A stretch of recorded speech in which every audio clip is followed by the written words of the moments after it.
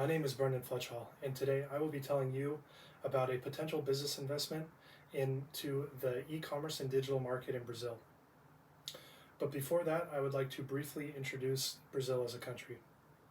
Brazil is made up of 218 million citizens who are governed by President Luiz Inácio Lula da Silva, and his economy is described as an advanced, developing mixed economy that is currently ranked 11th globally.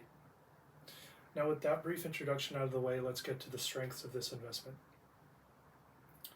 Over the past 5 years, this market has grown $11 billion, and by 2029, it is expected to double. This is largely due to the quickly growing middle class in the country that has allowed for a lot more Brazilians to access the internet. So much so that Brazil now has a daily internet usage of 9 hours and 13 minutes, which is the second largest globally. Secondly, the freight infrastructure in the country is very well established and very ready for this e-commerce and digital market boom. For a long time, Brazil has relied heavily on agriculture to make their money, and so for that reason, they needed the freight infrastructure to be solid so that they can transport their food from point A to point B. Thirdly, the lack of competition is very enticing for foreign investment.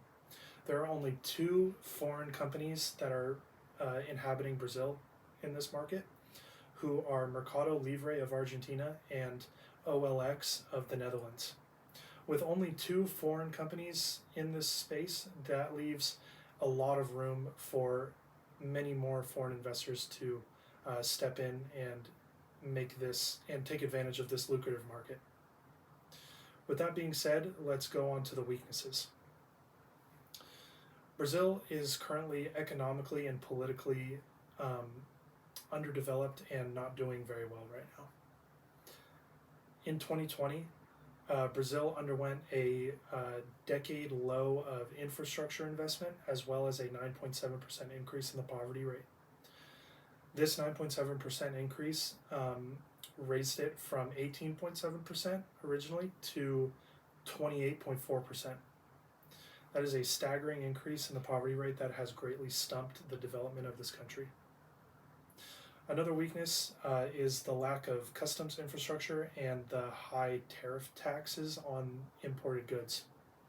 Specifically, Brazil taxes 60% a 60% duty on all imported goods, which is way above the average, as well as when you get your goods imported into the country, the lack of education and money invested in the customs infrastructure makes it sit and wait for very long periods of time before it is certified and delivered to Brazilian citizens. Lastly, the red flags that President da Silva has portrayed in the last couple of years are alarming for the direction that this government is going.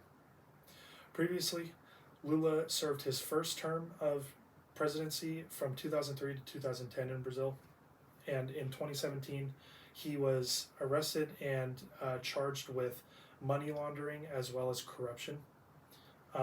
This was unrelated to his presidential campaign, but regardless, he is now in office, so these charges are to be taken very seriously.